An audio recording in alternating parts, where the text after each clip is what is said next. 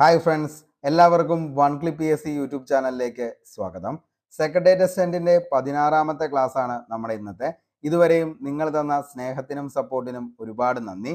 കഴിഞ്ഞ ദിവസങ്ങളിൽ നമ്മൾ പഠിച്ചുകൊണ്ടിരുന്നത് ഇന്ത്യൻ കോൺസ്റ്റിറ്റ്യൂഷന്റെ ചരിത്രത്തെക്കുറിച്ചാണ്. അതിൽ നമ്മൾ ചർച്ച ചെയ്തത് ഫസ്റ്റ് നമ്മൾ കമ്പനീസ് നിയമത്തെക്കുറിച്ചും പിന്നീട് ക്രൗൺസ് നിയമത്തെക്കുറിച്ചാണ്. കൂടാതെ ക്യാബിനറ്റ് മിഷൻ, ക്രിപ്സ് മിഷൻ, അതിനെക്കുറിച്ചൊക്കെ വളരെ വ്യക്തമായി തന്നെ നമ്മൾ പറഞ്ഞു തീർത്തിട്ടുണ്ട്. അപ്പോൾ താല്പര്യമുള്ളവർക്ക് നമ്മുടെ ക്ലാസ്സിന്റെ ലിങ്ക് താഴെ ഡിസ്ക്രിപ്ഷൻ ബോക്സിൽ അവൈലബിൾ ആണ്. ഒന്ന് പോയി കാണാനായിട്ട് ശ്രമിക്കുക. കാരണം ഇതെല്ലാം കണ്ടിന്യൂഷൻ ആയിട്ടുള്ള ക്ലാസ്സുകളാണ്. അതേപോലെ ഈ ക്ലാസ്സിന്റെ PDF നോട്ടിന് വേണ്ടിയിട്ട് താഴെ കാണുന്ന ടെലഗ്രാം ചാനലിൽ എന്ത് ചെയ്യുക, ജോയിൻ ചെയ്യുക. അതിന്റെ ലിങ്കും അവൈലബിൾ ആണ് ഡിസ്ക്രിപ്ഷൻ ബോക്സിൽ. അപ്പൊ നമുക്ക് നേരെ ഇന്നത്തെ ടോപ്പിക്കിലേക്ക് പോവാം. നമ്മൾ ഇന്ന് പഠിക്കാനായിട്ട് പോകുന്നത് കോൺസ്റ്റിറ്റ്യൂവന്റ് അസംബ്ലിനെ കുറിച്ചാണ്. അതായത് ഭരണഘടന നിയമ നിർമ്മാണ സഭ. നമുക്കറിയാം, ഇന്ത്യൻ ഭരണഘടന തയ്യാറാക്കിയത് ഭരണഘടന നിർമ്മാണ സഭ അല്ലെങ്കിൽ കോൺസ്റ്റിറ്റ്യൂവന്റ് അസംബ്ലിയാണ്. ഓക്കെ, ഭരണഘടനാ നിർമ്മാണ സഭ രൂപീകരിക്കാൻ കാരണമായ ദൗത്യമുണ്ട്. നമുക്കറിയാം എന്താണ്, ക്യാബിനറ്റ് മിഷനാണ് ഭരണഘടനാ നിർമ്മാണ സഭ രൂപീകൃതമാകാൻ കാരണമായ ദൗത്യം ഏതാന്ന് ചോദിച്ചു കഴിഞ്ഞാൽ അത് ക്യാബിനറ്റ് മിഷനാണ്. ഇനി ഭരണഘടനാ നിയമനിർമ്മാണ സഭ രൂപീകൃതമായ വർഷം മോസ്റ്റ്ലി റിപ്പീറ്റഡ് ആണ്, ബേസ് ചോദ്യമാണ്. അപ്പോൾ എന്നാണ്? 1946 ഡിസംബർ 6 ഓർത്തു വച്ചോ, ഒരു മാർക്കാണ്. ഭരണഘടനാ നിയമനിർമ്മാണ സഭ രൂപീകൃതമായ വർഷം എന്നാണ് എന്ന് ചോദിച്ചു കഴിഞ്ഞാൽ വർഷവും പഠിച്ചോ, അതേപോലെ മാസവും പഠിച്ചോ, ഡേറ്റും പഠിച്ചോ. 1946 ഡിസംബർ 6 ഭരണഘടനാ നിയമനിർമ്മാണ സഭ രൂപീകൃതമായത്. ഭരണഘടനാ നിയമനിർമ്മാണ സഭയുടെ ആദ്യ യോഗം ചേർന്നത് എന്നാണ് എന്ന് ചോദിച്ചു കഴിഞ്ഞാൽ 1946 ഡിസംബർ 9 ആദ്യ യോഗം ചേർന്നത്. ഓക്കെ, അപ്പോൾ രൂപീകൃതമായത് 1946 ഡിസംബർ 6, ആദ്യ യോഗം ചേർന്നത് 1946 ഡിസംബർ 9. തെരഞ്ഞെടുക്കപ്പെട്ട അംഗങ്ങളും നാമനിർദ്ദേശം ചെയ്യപ്പെട്ട അംഗങ്ങളും അടങ്ങുന്നതായിരുന്നു ഇന്ത്യയുടെ ഭരണഘടനാ നിയമനിർമ്മാണ സഭ എന്ന് പറയുന്നത്. ഓക്കെ, ആദ്യ സമ്മേളനത്തിൽ പങ്കെടുത്ത അംഗങ്ങൾ എത്രയായിരുന്നു എന്ന് ചോദിച്ചു കഴിഞ്ഞാൽ ആകെ അംഗങ്ങൾ 207 പേരാണ് ആദ്യ സമ്മേളനത്തിൽ പങ്കെടുത്തത്. ആദ്യ സമ്മേളനത്തിൽ പങ്കെടുത്ത വനിതകളുടെ എണ്ണം എത്രയാണെന്ന് ചോദിച്ചു കഴിഞ്ഞാൽ 9 പേരാണ് ആദ്യ സമ്മേളനത്തിൽ പങ്കെടുത്ത വനിതകൾ എന്ന് പറയുന്നത്. ആകെ ഒരു സംഘടന മാത്രമാണ് ഈ ഭരണഘടനാ നിയമനിർമ്മാണ സഭ സമ്മേളിച്ചപ്പോൾ അതിൽ ബഹിഷ്കരിച്ചു നിന്ന ആളുകൾ എന്ന് പറയുന്നത്. അത് മുസ്ലിം ലീഗ് മാത്രമാണ് സമ്മേളനം ബഹിഷ്കരിച്ച സംഘടന എന്ന് പറയുന്നത്. ഭരണഘടനാ നിയമനിർമ്മാണ സഭയുടെ ആദ്യ യോഗം ചേർന്നത് മോസ്റ്റ്ലി റിപ്പീറ്റഡ് ആണ് ഈ ഒരു ചോദ്യം. ഭരണഘടനാ നിയമനിർമ്മാണ സഭയുടെ ആദ്യ യോഗം ചേർന്നത് ന്യൂഡൽഹിയിലെ സെൻട്രൽ ഹാൾ ഓഫ് പാർലമെന്റ് എന്നാണ് അതിന്റെ ഇന്നത്തെ പേര്. പണ്ട് അറിയപ്പെട്ടിരുന്നത് കോൺസ്റ്റിറ്റ്യൂഷൻ ഹാള് എന്ന പേരിലാണ്. ഓക്കെ, അപ്പോൾ ഭരണഘടനാ നിയമനിർമ്മാണ സഭയുടെ ആദ്യ യോഗം ചേർന്നത് എവിടെയാണ്? ന്യൂഡൽഹിയിലെ കോൺസ്റ്റിറ്റ്യൂഷൻ ഹാളിലാണ്. ഇന്നറിയപ്പെടുന്നതാണ് എന്തെന്ന് പറയുന്നത് സെൻട്രൽ ഹാൾ ഓഫ് പാർലമെന്റ്. ഭരണഘടനാ നിയമനിർമ്മാണ സഭയെ ആദ്യമായി അഭിസംബോധന ചെയ്തത് എത്ര തവണയാണ് ഈ PSC ഈ ചോദ്യം ചോദിച്ചതെന്ന് അറിയത്തില്ല. അത്ര തവണ ഇന്ത്യൻ കോൺസ്റ്റിറ്റ്യൂഷനുമായി ബന്ധപ്പെട്ട് ഈ ഒരു ചോദ്യം ചോദിച്ചിട്ടുണ്ട്. ഭരണഘടനാ നിയമനിർമ്മാണ സഭയെ ആദ്യമായി അഭിസംബോധന ചെയ്തത് ആരാണ് എന്ന് ചോദിച്ചു കഴിഞ്ഞാൽ അത് JB കൃപലാനി. ആദ്യ സമ്മേളനത്തിൽ താൽക്കാലിക അധ്യക്ഷനായിരുന്നത് ആരാണ്? ഇതും PSC ചോദിച്ചേക്കുന്നതാണ്. ആരാണ്? ഡോക്ടർ സച്ചിദാനന്ദ സിൻഹ. നിലവില് ഏറ്റവും പ്രായം കൂടിയ വ്യക്തിയായിരുന്നു ആരെന്ന് പറയുന്നത് സച്ചിദാനന്ദ സിൻഹ. അദ്ദേഹമാണ് ആദ്യ സമ്മേളനത്തിലെ താൽക്കാലിക അധ്യക്ഷൻ എന്ന് പറയുന്നത്. ഇനി കോൺസ്റ്റിറ്റ്യൂവന്റ് അസംബ്ലിയുടെ സ്ഥിരം അധ്യക്ഷൻ ആരായിരുന്നു എന്ന് ചോദിച്ചു കഴിഞ്ഞാൽ അതാരാണ്? ഡോക്ടർ രാജേന്ദ്ര പ്രസാദ് ആണ് സ്ഥിരം അധ്യക്ഷൻ എന്ന് പറയുന്നത്. ഓക്കെ, അപ്പോൾ താൽക്കാലിക അധ്യക്ഷനാണ് ആരെന്ന് പറയുന്നത് ഡോക്ടർ സച്ചിദാനന്ദ സിൻഹ. സ്ഥിരം അധ്യക്ഷനാണ് ആരെന്ന് പറയുന്നത് ഡോക്ടർ രാജേന്ദ്ര പ്രസാദ്. ഇനി കോൺസ്റ്റിറ്റ്യൂഷൻ അസംബ്ലിയുടെ സ്ഥിരം പ്രസിഡന്റായിട്ട് ഡോക്ടർ രാജേന്ദ്ര പ്രസാദ് തെരഞ്ഞെടുക്കപ്പെട്ടത് എന്നാണ് എന്ന് ചോദിച്ചു കഴിഞ്ഞാൽ 1946 ഡിസംബർ 11. ഭരണഘടനാ നിയമനിർമ്മാണ സഭയുടെ ഉപാധ്യക്ഷന്മാർ ആരൊക്കെയാന്ന് ചോദിച്ചു കഴിഞ്ഞാൽ 2 പേരാണ്. ഒന്നാമത്തെ വ്യക്തിയാണ് HC മുഖർജി, രണ്ടാമത്തെ വ്യക്തി VT കൃഷ്ണമാചാരി. അപ്പോൾ കോൺസ്റ്റിറ്റ്യൂഷൻ അസംബ്ലി നിലവിൽ കോൺസ്റ്റിറ്റ്യൂന്റ് അസംബ്ലിയുടെ ആരായിരുന്നു നിലവിലത്തെ എന്തെന്ന് പറയുന്നത് ഉപാധ്യക്ഷന്മാർ? HC മുഖർജി, അതേപോലെ തന്നെ VT കൃഷ്ണമാചാരി. ഇനി ജവഹർലാൽ നെഹ്റു എന്നാണ് ലക്ഷ്യപ്രമേയം അവതരിപ്പിച്ചത്? ഒത്തിരി തവണ ചോദിച്ച ചോദ്യമാണ് ലക്ഷ്യപ്രമേയം അവതരിപ്പിച്ചത് അല്ലെങ്കിൽ ഒബ്ജക്റ്റീവ് റെസൊല്യൂഷൻ അവതരിപ്പിച്ചതെന്നാ ചോദിച്ചു കഴിഞ്ഞാൽ 1946 ഡിസംബർ 13. ഓക്കെ, അപ്പോൾ ഡിസംബർ 13 1946 ജവഹർലാൽ നെഹ്റു ലക്ഷ്യപ്രമേയം അവതരിപ്പിച്ചത്. ഇതാണ് ഇന്ത്യൻ ഭരണഘടനയുടെ ആമുഖമായിട്ട് മാറിയത്. ഓക്കെ, ലക്ഷ്യപ്രമേയത്തെ ഭരണഘടനാ നിർമ്മാണ സമിതി അംഗീകരിച്ചത് എന്നാണ് ചോദിച്ചു കഴിഞ്ഞാൽ അത് 1947 ജനുവരി 22. അപ്പോൾ ഇത്രയും കാര്യങ്ങൾ വെരി വെരി ഇമ്പോർട്ടൻ്റ് ആണ്. കോൺസ്റ്റിറ്റ്യൂന്റ് അസംബ്ലിയെ കുറിച്ച് നമ്മൾ പഠിക്കുമ്പോൾ ബേസ് ആയിട്ടുള്ള പോയിന്റ് ആണ്. ഉറപ്പായിട്ടും എന്താണ് ഈ ചോദ്യങ്ങൾ ഒത്തിരി തവണ PSC ചോദിച്ചതുമാണ്. അതുകൊണ്ട് തന്നെ ഒരിക്കലും തെറ്റിക്കാൻ പാടില്ലാത്ത ചോദ്യങ്ങളാണ് ഇവയെല്ലാം. ഓക്കെ, അപ്പോൾ ഞാൻ ഒന്നുകൂടി പറയാം. ഇന്ത്യൻ ഭരണഘടന തയ്യാറാക്കിയത് കോൺസ്റ്റിറ്റ്യൂന്റ് അസംബ്ലിയാണ്, അതായത് ഭരണഘടനാ നിയമ നിർമ്മാണ സഭ. രൂപീകൃതമാകാൻ കാരണമായ ദൗത്യം ഏതാണ്? ക്യാബിനറ്റ് മിഷനാണ്. ഇനി ഭരണഘടനാ നിയമനിർമ്മാണ സഭ രൂപീകൃതമായത് എന്നാണ് എന്ന് ചോദിച്ചു കഴിഞ്ഞാൽ രൂപീകൃതമായത് എന്നാണ് 1946 ഡിസംബർ 6. ഓർത്തു വെച്ചോ, 1946 ഡിസംബർ 6 രൂപീകൃതമായി. ഇനി എന്നാണ് ആദ്യ യോഗം ചേർന്നത് എന്ന് ചോദിച്ചു കഴിഞ്ഞാൽ 1946 ഡിസംബർ 9. ആദ്യ യോഗം ഡിസംബർ 9. രൂപീകൃതമായത് 46 ഡിസംബർ 6. ഇനി എന്താണ് സ്ഥിരം അധ്യക്ഷനായിട്ട് ആര് വന്നു? ഡോക്ടർ രാജേന്ദ്ര പ്രസാദ് വന്നത് 1946 ഡിസംബർ 11. അടുത്തത് ജവഹർലാൽ നെഹ്റു ലക്ഷ്യപ്രമേയം അവതരിപ്പിച്ചത് എന്നാണ് എന്ന് ചോദിച്ചാൽ 1946 ഡിസംബർ 13. അപ്പോൾ ഓർത്തു വെച്ചോ, ആദ്യത്തെയാണ് രൂപീകൃതമായത് ഡിസംബർ 6. അത് കഴിഞ്ഞ് ആദ്യ യോഗം ഡിസംബർ 9. ഇനി സ്ഥിരം അധ്യക്ഷനായിട്ട് ഡോക്ടർ രാജേന്ദ്ര പ്രസാദ് എന്നാണ് വന്നത് 1946 ഡിസംബർ 11. എന്നാണ് ജവഹർലാൽ നെഹ്റു ഒബ്ജക്റ്റീവ് റെസൊല്യൂഷൻ അല്ലെങ്കിൽ ലക്ഷ്യപ്രമേയം അവതരിപ്പിച്ചത്? ഡിസംബർ 13. അപ്പോൾ ബാക്കിയെല്ലാം വർഷം എന്ത് തന്നെയാണ്? 1946 തന്നെയാണ്, സെയിം ഇയർ. പക്ഷെ എന്താണ് ഡേറ്റ് മാത്രമാണ് മാറുന്നുള്ളൂ. രൂപീകൃതമായി 6, അതേപോലെ ആദ്യ യോഗം ചേർന്നത് ഡിസംബർ 9, സ്ഥിരം അധ്യക്ഷനായിട്ട് ഡോക്ടർ രാജേന്ദ്ര പ്രസാദ് ഡിസംബർ 11. എന്നാണ് ലക്ഷ്യപ്രമേയം അവതരിപ്പിച്ചത്? ഡിസംബർ 13, ജവഹർലാൽ നെഹ്റു. ഇത്രയും കാര്യം സെറ്റാണെന്ന് കരുതുന്നു. ഇനി ആദ്യ സമ്മേളനത്തിൽ പങ്കെടുത്തവരുടെ എണ്ണം എത്രയാണെന്ന് ചോദിച്ചു കഴിഞ്ഞാൽ 207 പേര്. 207 പേര്. ആകെ വനിതകൾ മകളെ എത്രയായിരുന്നു? 9 പേരാണ് വനിതകൾ, 9 പേര്. അതേപോലെ തന്നെ എന്താണ് ആദ്യമായിട്ട് അഭിസംബോധന ചെയ്തത് ആരാന്ന് ചോദിച്ചു കഴിഞ്ഞാൽ ഭരണഘടനാ നിയമനിർമ്മാണ സഭയെ JB കൃപലാനി. ആരാണ്? JB കൃപലാനിയാണ് ആദ്യമായി അഭിസംബോധന ചെയ്തത്. അതേപോലെ തന്നെ ആരായിരുന്നു താൽക്കാലിക അധ്യക്ഷനും ഏറ്റവും പ്രായം കൂടിയ വ്യക്തി എന്ന് ചോദിച്ചു കഴിഞ്ഞാൽ ആരാണ്? ഡോക്ടർ സച്ചിദാനന്ദ സിൻഹ. ആരാണ്? ഡോക്ടർ സച്ചിദാനന്ദ സിൻഹയാണ് താൽക്കാലിക അധ്യക്ഷനും അതേപോലെ തന്നെ ഏറ്റവും പ്രായം കൂടിയ വ്യക്തി എന്നറിയപ്പെടുന്നതും ഡോക്ടർ സച്ചിദാനന്ദ സിൻഹ. ആകെ ഒരു സംഘടന മാത്രമാണ് എന്ത് ചെയ്തത്? ഈ പറയുന്ന സമ്മേളനം ബഹിഷ്കരിച്ചത്. ആരാണ് എന്ന് ചോദിച്ചു കഴിഞ്ഞാൽ അത് ഏതാണ് സംഘടന? മുസ്ലിം ലീഗ് മാത്രമാണ് ഈ പറയുന്ന സമ്മേളനം ബഹിഷ്കരിച്ചത്. വളരെ വ്യക്തമാണെന്ന് കരുതുന്നു. നമുക്ക് അടുത്ത പോയിന്റിലേക്ക് പോകാം. അടുത്തതാണ് നമുക്കറിയാം, അതായത് ഈ പറയുന്ന പോലെ തന്നെ കോൺസ്റ്റിറ്റ്യൂഷൻ അസംബ്ലിയുടെ സ്ഥിരം പ്രസിഡന്റായി ഡോക്ടർ രാജേന്ദ്ര പ്രസാദ് വന്നു.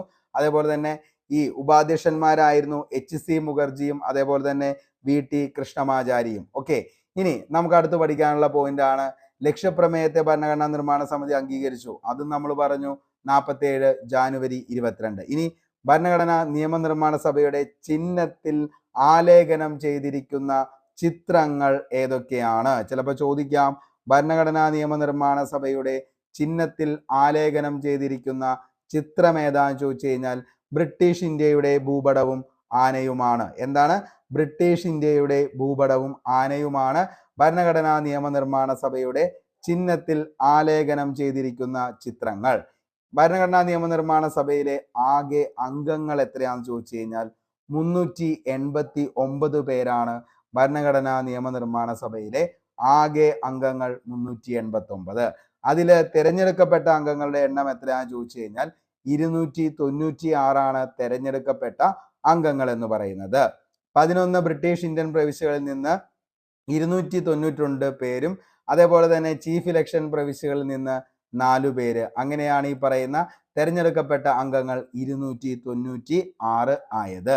ബ്രിട്ടീഷ് ഇന്ത്യൻ പ്രവിശ്യകളിൽ നിന്നും ഭരണഘടനാ നിർമ്മാണ സഭയിലേക്ക് നടന്ന തെരഞ്ഞെടുപ്പിൽ ഭൂരിപക്ഷം നേടിയ പാർട്ടി, അതായത് 82% സീറ്റുകളാണ് കോൺഗ്രസിന് ലഭിച്ചത്. അങ്ങനെ 208 സീറ്റുകളാണ് ഈ പറയുന്ന കോൺഗ്രസ് പാർട്ടിക്ക് ലഭിച്ചത്. മുസ്ലിം ലീഗിനാണെങ്കിൽ 73 സീറ്റും മറ്റുള്ളവർ 15 സീറ്റും. അങ്ങനെയാണ് ടോട്ടൽ എത്രയായത്? ഈ പറയുന്ന 389 പേര് ആയത്. ഓക്കെ, ഇനി മുസ്ലിം ലീഗ് 73, മറ്റുള്ളവർ 15. പ്രായപൂർത്തി വോട്ടവകാശത്തിന്റെ അടിസ്ഥാനത്തിലായിരുന്നില്ല എന്ത് ചെയ്തത്? അംഗങ്ങളെ തിരഞ്ഞെടുത്തത്. പിന്നെ എങ്ങനെയാണെന്ന് ചോദിച്ചു കഴിഞ്ഞാൽ ആനുപാതിക പ്രാതിനിധ്യ വ്യവസ്ഥയുടെ അടിസ്ഥാനത്തിലാണ് പ്രവിശ്യകളിൽ തിരഞ്ഞെടുപ്പ് നടന്നത്. ഏറ്റവും കൂടുതൽ അംഗങ്ങൾ തിരഞ്ഞെടുക്കപ്പെട്ട പ്രവിശ്യ ഏതാണെന്നുള്ളത് PSC ചോദിച്ചിട്ടുണ്ട്. എവിടെയാണ്? യുണൈറ്റഡ് പ്രോവിൻസസിൽ നിന്നാണ്. ഏകദേശം 55 പേരാണ് യുണൈറ്റഡ് പ്രോവിൻസസിൽ നിന്നും തെരഞ്ഞെടുത്തത്. ഇനി ചീഫ് ഇലക്ഷന്മാരുടെ പ്രവിശ്യകളിൽ നിന്ന് ഭരണഘടനാ നിയമനിർമ്മാണ സഭയിൽ അംഗമായവര് ഡൽഹിയിൽ നിന്ന് ദേശബന്ധു ഗുപ്ത. ഓക്കെ, അപ്പോൾ ചീഫ് ഇലക്ഷൻ കമ്മീഷണർമാരുടെ പ്രവിശ്യകളിൽ നിന്ന് ഭരണഘടനാ നിർമ്മാണ സഭയിൽ അംഗമായത് ഒന്നാമത് ഡൽഹിയിൽ നിന്ന് ദേശബന്ധു ഗുപ്ത. അജ്മീർ മേൽവാര എന്ന് പറയുന്ന സ്ഥലത്ത് നിന്ന് മുകുന്ദ ബിഹാരിലാൽ ഭാർഗവ. കൂർഗിൽ നിന്നും CM പൂനാച്ച.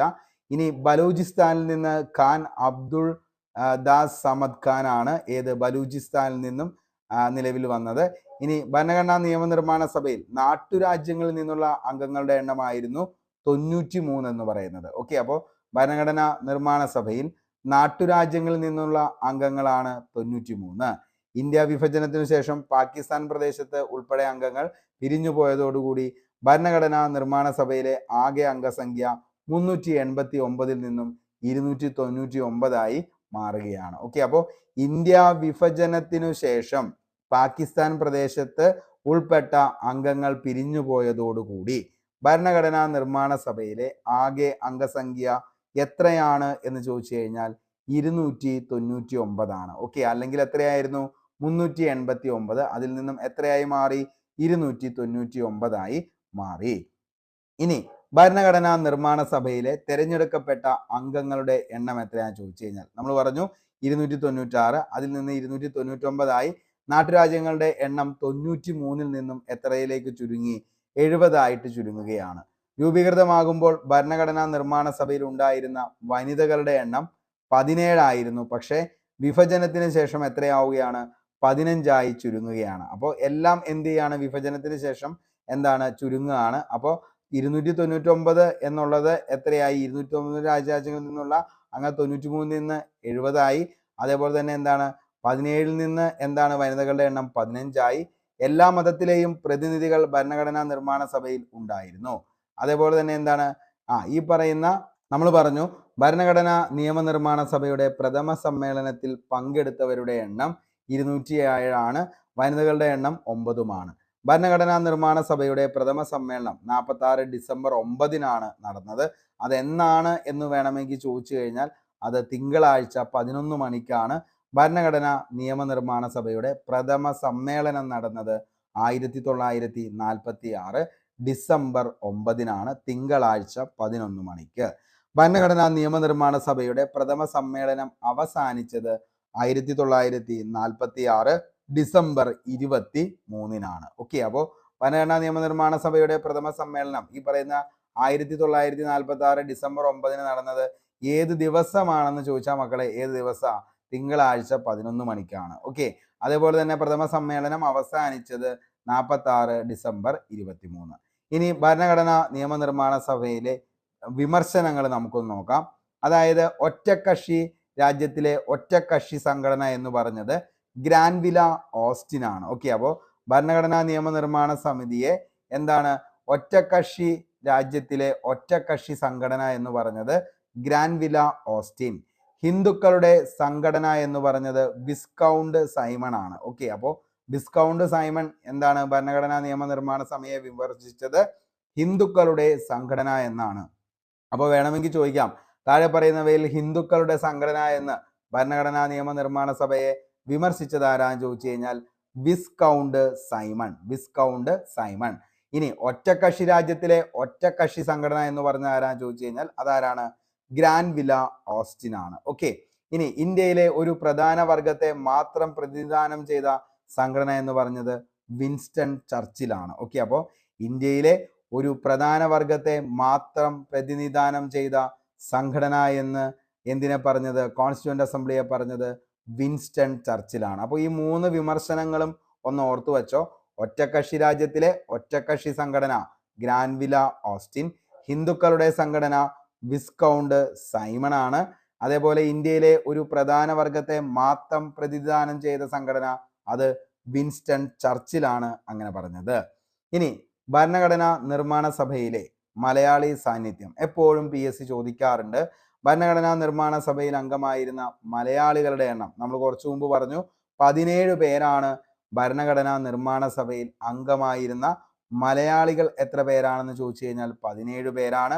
ഭരണഘടനാ നിർമ്മാണ സഭയിലെ മലയാളി വനിതകളുടെ എണ്ണം എത്രയാണെന്ന് ചോദിച്ചു കഴിഞ്ഞാൽ അത് 3 എണ്ണമാണ്. ഓക്കെ, അപ്പോൾ മലയാളി വനിതകൾ ചോദിച്ചു കഴിഞ്ഞാൽ 3 എണ്ണം, പക്ഷേ ഭരണഘടനാ നിർമ്മാണ സഭയിലെ മലയാളികളുടെ എണ്ണം ചോദിച്ചു കഴിഞ്ഞാൽ അത് 17, വനിതകളാണെങ്കിൽ 3 എണ്ണമാണ്. ആരൊക്കെയായിരുന്നു ആ 3 മലയാളി വനിതകൾ? മോസ്റ്റ്ലി റിപ്പീറ്റഡ് ആണ്. LDCക്ക് വരെ എന്ത് ചെയ്തിട്ടുണ്ട്? ഈ ഒരു ചോദ്യം ചോദിച്ചിട്ടുണ്ട്. ഭരണഘടനാ നിർമ്മാണ സഭയിലെ മലയാളി വനിതകളാണ്: 1 ആനി മസ്കറിൻ, 2 അമ്മു സ്വാമിനാഥൻ, 3 ദാക്ഷായണി വേലായുധൻ. ആരൊക്കെയാണ്?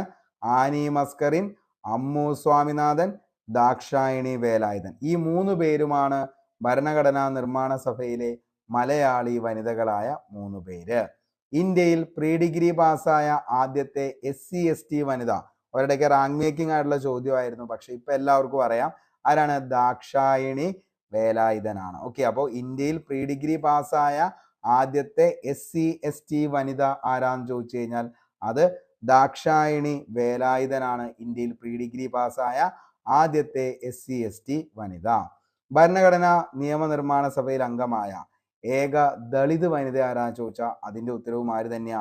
ദാക്ഷായണി വേലായുധനാണ്. അപ്പോൾ ദളിത് വനിത, പ്രീ ഡിഗ്രി പാസ്സായ ആദ്യത്തെ SC/ST വനിത, ഇതെല്ലാം ആര് തന്നെയാണ്? ദാക്ഷായണി വേലായുധനാണ്. ആരൊക്കെയാണ് ഭരണഘടനാ നിയമനിർമ്മാണ സഭയിലെ 3 വനിതകൾ എന്ന് ചോദിച്ചു കഴിഞ്ഞാൽ ഒന്നാമത്തെ ആള് ആനി മസ്കറിൻ, രണ്ടാമത് അമ്മു സ്വാമിനാഥൻ, മൂന്നാമത് ദാക്ഷായണി വേലായുധൻ. ആകെ എത്ര പേരാണ് ഭരണഘടനാ നിയമനിർമ്മാണ സഭയിൽ അംഗമായ മലയാളികൾ എന്ന് ചോദിച്ചാൽ അത് 17 പേരാണ്. ഓർത്തു വച്ചോ, ഇമ്പോർട്ടൻ്റ് ആണ്.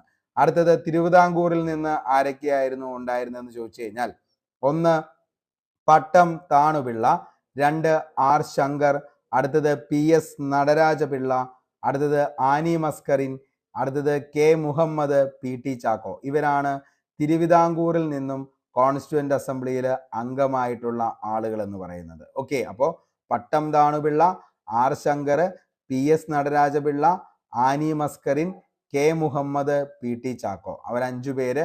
അടുത്തത് കൊച്ചിയിൽ നിന്ന് പനമ്പിള്ളി ഗോവിന്ദ മേനോനാണ് കൊച്ചിയിൽ നിന്ന്. അടുത്തത് മദ്രാസിൽ നിന്ന്, അതായത് മദ്രാസ് സംസ്ഥാനത്തിൽ ഉൾപ്പെട്ട മലബാറിനെ പ്രതിനിധീകരിച്ച് വന്നതാണ് 1 അമ്മു സ്വാമിനാഥൻ, അടുത്തത് ദാക്ഷായണി വേലായുധൻ, അടുത്തത് AK മേനോൻ, അടുത്തത് B പോക്കർ സാഹിബ് ബഹദൂർ, അടുത്തതായിരുന്നു KTM മുഹമ്മദ് ഇബ്രാഹിം, അതേപോലെ തന്നെ മുഹമ്മദ് ഇസ്മായിൽ സാഹിബ്, P കുഞ്ഞിരാമൻ, അബ്ദുൾ സത്താർ ഹാജി, K മാധവ മേനോൻ. അത്രയും പേരാണ് എവിടെ നിന്ന്? മലബാർ പ്രതിനിധീകരിച്ച്, അതായത് മദ്രാസ് സംസ്ഥാനത്തിൽ ഉൾപ്പെട്ട മലബാർ പ്രതിനിധീകരിച്ച് വന്നതാണ് ഈ പറയുന്ന ഇത്രയും ആളുകൾ. Ammu Swaminathan, Dakshayani Velayudhan, AK Menon, B Pokker Sahib Bahadur, KTM Ahmed Ibrahim, Muhammad Ismail Sahib, P Kunhiraman, Abdul Sattar Haji, K Madhava Menon. ഇനി യുണൈറ്റഡ് പ്രൊവിൻസസിൽ നിന്ന്, അതായത് ഇന്നത്തെ ഉത്തർപ്രദേശിൽ നിന്നും വന്നതാണ് ജോൺ മത്തായി. ഓക്കെ, അപ്പോൾ ഇത്രയും പേരാണ് അങ്ങനെ എന്താണ് ഈ പറയുന്ന 17 പേരെന്ന് പറയുന്നത്. അപ്പോൾ ഇത്രയും കാര്യങ്ങളൊന്ന് ഓർത്തു വച്ചോ. ചിലപ്പോൾ PSC എന്താണ് താഴെ പറയുന്നവയിൽ ഉൾപ്പെടാത്തത് അല്ലെങ്കിൽ ഉൾപ്പെട്ടവർ മദ്രാസ് എന്താണ് പ്രവിശ്യയിൽ നിന്നും, അതേപോലെ കൊച്ചിയിൽ നിന്നും വന്നത് താഴെ പറയുന്നവയിൽ ആരാണ്, അതേപോലെ യുണൈറ്റഡ് പ്രൊവിൻസസിൽ നിന്നും വന്നത് ആരാണ് എന്നൊക്കെ വേണമെങ്കിൽ ചോദിക്കാം. ചോദിച്ചിട്ടുമുണ്ട്. സ്റ്റേറ്റ്മെന്റ് ലെവലുള്ള ചോദ്യങ്ങളിൽ നമുക്കിത് പ്രതീക്ഷിക്കാം. അപ്പോൾ എല്ലാവരെയും എന്ത് ചെയ്യുക? ഒന്ന് പഠിച്ചു വയ്ക്കുക. ഭരണഘടനാ നിയമനിർമ്മാണ സഭയുടെ പ്രഥമ സമ്മേളനത്തിന്റെ വേദിയായിരുന്നു പാർലമെന്റിലെ സെൻട്രൽ ഹാള്. ഇന്ന് അതറിയപ്പെടുന്നത് നമ്മൾ പറഞ്ഞു ഏത് പേരിലാണ്? കോൺസ്റ്റിറ്റ്യൂഷൻ ഹാൾ എന്ന പേരിലാണ് അറിയപ്പെടുന്നത്. ഭരണഘടനാ നിയമനിർമ്മാണ സഭയുടെ പ്രഥമ സമ്മേളനത്തിലെ അധ്യക്ഷൻ ഡോക്ടർ സച്ചിദാനന്ദ സിൻഹ, ഭരണഘടനാ നിർമ്മാണ സഭയുടെ സ്ഥിരം അധ്യക്ഷൻ ഡോക്ടർ രാജേന്ദ്ര പ്രസാദ്. ഭരണഘടനാ നിർമ്മാണ സഭയുടെ സ്ഥിരം അധ്യക്ഷനായ ഡോക്ടർ രാജേന്ദ്ര പ്രസാദ് 46 ഡിസംബർ 11. ഭരണഘടനാ നിയമനിർമ്മാണ സഭയുടെ ഉപാധ്യക്ഷന്മാരായിരുന്നു ഈ പറയുന്ന HC മുഖർജിയും അതേപോലെ തന്നെ VT കൃഷ്ണമാചാരി. ഭരണഘടനാ നിർമ്മാണ സഭയുടെ സെക്രട്ടറി ആയിരുന്നു HVR അയ്യങ്കാർ. ഓർത്തു വെച്ചോ, സെക്രട്ടറി ആയിരുന്നു ഭരണഘടനാ നിയമനിർമ്മാണ സഭയുടെ HVR അയ്യങ്കാർ. ഭരണഘടനാ നിർമ്മാണ സഭയെ ആദ്യമായി അഭിസംബോധന ചെയ്ത് JB കൃപലാനി. അതേപോലെ തന്നെ ഭരണഘടനയുടെ നക്കൽ തയ്യാറാക്കിയത്, അതായത് ഡ്രാഫ്റ്റ് തയ്യാറാക്കിയത് ആരാണെന്ന് ചോദിച്ചു കഴിഞ്ഞാൽ BN റാവു ആണ്. അപ്പൊ കഴിഞ്ഞ ദിവസം നമ്മൾ പോളിൽ ഇങ്ങനത്തെ ഒരു ക്വസ്റ്റ്യൻ ഇടേണ്ടായിരുന്നു. അപ്പോൾ എല്ലാവരും ഡ്രാഫ്റ്റിംഗ് കമ്മിറ്റി എന്ന് വിചാരിച്ചിട്ടാണ് എന്ത് ചെയ്തത്, ഈ പറയുന്ന ഡോക്ടർ BR അംബേദ്കർ അല്ലേ എന്ന് കുറെ പേര് ചോദിച്ചു.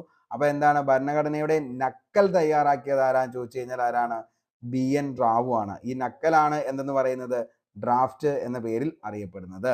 ഇനി ഭരണഘടനാ നിർമ്മാണ സഭയുടെ നിയമോപദേശകനായിരുന്നതും BN റാവു ആണ്. ഓക്കെ, അപ്പോൾ ഭരണഘടനാ നിയമനിർമ്മാണ സഭയുടെ നിയമ ഉപദേശകൻ ആരായിരുന്നു എന്ന് ചോദിച്ചു കഴിഞ്ഞാൽ അത് BN റാവു ആണ്. അന്താരാഷ്ട്ര നീതിന്യായ കോടതിയിലേക്ക് നാമനിർദ്ദേശം ചെയ്യപ്പെട്ട ആദ്യ ഇന്ത്യക്കാരൻ ആരാന്ന് ചോദിച്ചാൽ അതുമാതിരി തന്നെയാ BN റാവു ആണ്. അതേപോലെ തന്നെ മ്യാൻമാറിന്റെ ഭരണഘടനാ നിർമ്മാണ സഭയിൽ ഉപദേശകനായിരുന്ന ഇന്ത്യക്കാരൻ, ചിലപ്പോൾ താഴെ പറയുന്നതിൽ BN റാവുമായി ബന്ധപ്പെട്ട പ്രസ്താവനകൾ മാത്രം തിരഞ്ഞെടുക്കുക അല്ലെങ്കിൽ തെറ്റായ പ്രസ്താവന കണ്ടെത്തുക എന്ന് ചോദിച്ചു കഴിഞ്ഞാൽ ഇതിന്റെ ഉത്തരത്തിലേക്ക് നിങ്ങൾക്ക് എത്താൻ പറ്റണം. ഒന്ന്, ഭരണഘടനയുടെ നക്കൽ അല്ലെങ്കിൽ ഡ്രാഫ്റ്റ് തയ്യാറാക്കിയത് BN റാവു ആണ്.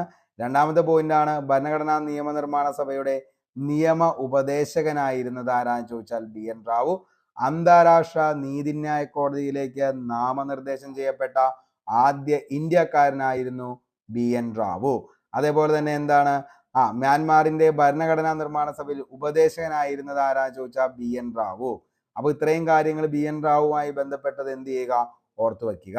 ഭരണഘടനാ നിർമ്മാണ സഭയിലെ ചീഫ് ഡ്രാഫ്റ്റ്മാൻ ആയിരുന്നു SN മുഖർജി. ഇന്ത്യൻ ഭരണഘടന എഴുതി തയ്യാറാക്കിയ വ്യക്തി, മോസ്റ്റ്ലി റിപ്പീറ്റഡ്, LGSകാരൊക്കെ ഒന്ന് ഓർത്തു വച്ചോ, ഇന്ത്യൻ ഭരണഘടന എഴുതി തയ്യാറാക്കിയ വ്യക്തിയാണ് പ്രേം ബിഹാരി നരൈൻ റൈസ്ദ. ഓക്കെ, ആരാണ്, പ്രേം ബിഹാരി നരൈൻ റൈസ്ദയാണ് ഇന്ത്യൻ ഭരണഘടന എഴുതി തയ്യാറാക്കിയ വ്യക്തിയാണ് പ്രേം ബിഹാരി നരൈൻ റൈസ്ദ. ഇംഗ്ലീഷ് ഹിന്ദി ഭാഷകളിൽ തയ്യാറാക്കിയ ഭരണഘടനയുടെ അസൽ പ്രതി ഹീലിയം നിറച്ച പ്രത്യേക പെട്ടിയിലാണ് പാർലമെന്റ് ലൈബ്രറിയിൽ ഇന്ന് സൂക്ഷിച്ചിരിക്കുന്നത്. ഓക്കെ, അപ്പോൾ ഇംഗ്ലീഷ് ഹിന്ദി ഭാഷകളിൽ തയ്യാറാക്കിയ ഭരണഘടനയുടെ അസൽ പ്രതി, അതായത് ഒറിജിനൽ കൈയെഴുത്ത് എവിടെയുണ്ട്, ഹീലിയം നിറച്ച പ്രത്യേക പെട്ടിയിൽ പാർലമെന്റിലെ ലൈബ്രറിയിൽ ഇന്ന് എന്ത് ചെയ്യുന്നുണ്ട്, സൂക്ഷിച്ചു വച്ചിരിക്കുന്നുണ്ട്. ഓക്കെ, ഇനി ഇന്ത്യൻ ഭരണഘടനയുടെ ഹിന്ദി കൈയെഴുത്ത് പ്രതി തയ്യാറാക്കിയത് വസന്ത് കൃഷ്ണ വൈദ്യയാണ്. ഓക്കെ, ഇമ്പോർട്ടൻ്റ് ആണ്. ഇന്ത്യൻ ഭരണഘടനയുടെ ഹിന്ദി കൈയെഴുത്ത് പ്രതി തയ്യാറാക്കിയത് വസന്ത കൃഷ്ണ വൈദ്യയാണ്. വസന്ത കൃഷ്ണ വൈദ്യ. ഭരണഘടനയുടെ ആമുഖം തയ്യാറാക്കിയത് ആരാന്ന് ചോദിച്ചാൽ നമുക്കറിയാം, ആരാണ്, ജവഹർലാൽ നെഹ്റു ആണ്. ഭരണഘടനയുടെ കവർ പേജ് അല്ലെങ്കിൽ ലേ ഔട്ട് തയ്യാറാക്കിയത് ആരാന്ന് ചോദിച്ചു കഴിഞ്ഞാൽ നന്ദലാൽ ബോസ് ആണ് ഭരണഘടനയുടെ കവർ പേജ് തയ്യാറാക്കിയത്. നന്ദലാൽ ബോസുമായി ബന്ധപ്പെട്ട് വളരെ ഇമ്പോർട്ടൻ്റ് ആയിട്ടുള്ള രണ്ട് ചിത്രങ്ങൾ നമുക്ക് പഠിക്കാനുണ്ടായിരുന്നു. ഒന്നാമത്തെയാണ് ഗ്രാമീണ ചെണ്ടക്കാരൻ എന്ന് പറയുന്ന ചിത്രം താഴെ പറയുന്നവയിൽ ആരുടെ സൃഷ്ടിയായിരുന്നു എന്ന് ചോദിച്ചപ്പോൾ 2017 LDCക്കൊക്കെ ചോദിച്ച ചോദ്യമായിരുന്നു.